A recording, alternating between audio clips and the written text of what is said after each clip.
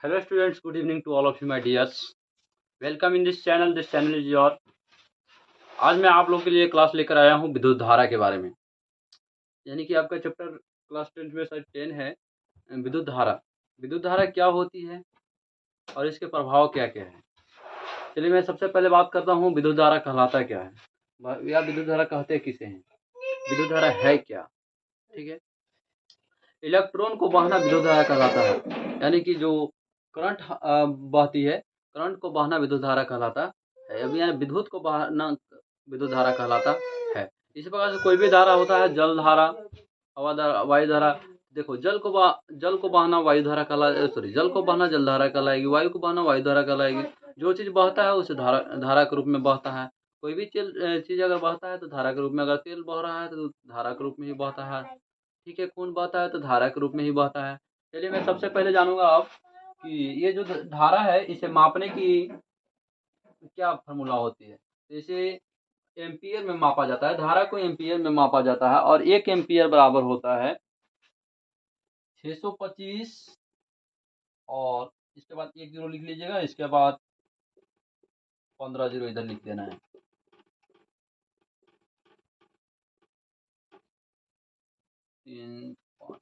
हाँ देखिए, 1 एम्पियर बराबर इतना होता है, इतना इलेक्ट्रॉन होता है। 1 एम्पियर बराबर इतना इलेक्ट्रॉन होता है, सोचिए इलेक्ट्रॉन होता है। चलिए क्या पर सेकंड, हाँ पर सेकंड, 1 सेकंड में इतना होता है किसी भी धारा में। ठीक है, चलिए आगे बात करने वाले हैं हम लोग करंट को आगे ढकेलने वाले और रोकने वाले को क्या कहते हैं। बात सही है, करंट जो होती है वो डायरेक्टली थोड़ी ना बहने लगता है, उसे ढकेला जाता है। और ढकेलता कौन है? वोल्टेज ढकेलता है। अगर वोल्टेज करंट को ढकेलता है तो वो आगे जाता है। ठीक है, वोल्टेज का कार्य रहता है ढकेलना। जो करंट को ढकलता है भाई उसे वोल्टेज कहते हैं, वोल्टेज कहते हैं। ठीक है, और जो करंट को रोकता है, रोकने के काम करता है, उसे प्रतिरोध कहते हैं, प्रतिरोध कहते हैं। चलिए यहाँ तक आपको समझ में आ गया होगा। इसके बाद आगे बात करने वाले हैं, अगर विद्युत धारा को टंगस्टन के वायरों में प्रवाहित किया जाता है तो क्या होता है। यदि विद्युत धारा के टंगस्टन को तारों में अगर प्रवाहित किया जाता है तो क्या होता है।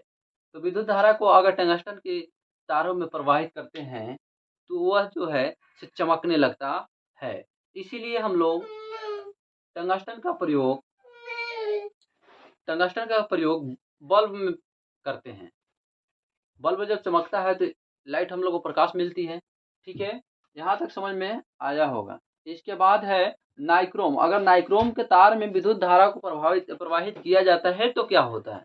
नाइक्रोम का तार में अगर विद्युत धारा को प्रवाहित करते हैं तो नाइक्रोम का तार गुस्सा से पूरा लाल हो जाता है। ठीक है, पूरा लाल होता है, यानी कि इसका प्रयोग हम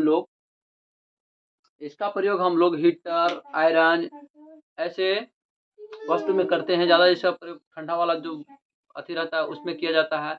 यह किसी मशीन है, उसको अगर लाल करना रहता है तो उसे हम लोग प्रयोग करते हैं नाइक्रोम का तार उसमें। ठीक है, चलिए आपको यहाँ तक समझ में आ गया होगा। बात करने वाले हैं कॉपर। कॉपर की जो तार होती है, अगर कॉपर की तार में विद्युत की करंट यानी कि विद्युत धारा को प्रवाहित करवाया जाता है या करवाया जाता है तो क्या हो जाता है, कॉपर के तार वो घूमना स्टार्ट कर देता है। और ये कॉपर का तार घूमना स्टार्ट करता है, यानी कि इसे घूमने का कार्य करने लगता है। तो इसे हम लोग प्रयोग करते हैं पंखा में। ठीक है, यानी कि मोटर में एक कॉइल डाल देंगे, उसमें तार जोड़ देंगे और वहां से पंखा जब घूमने लगता है, स्विच ऑन द लाइट।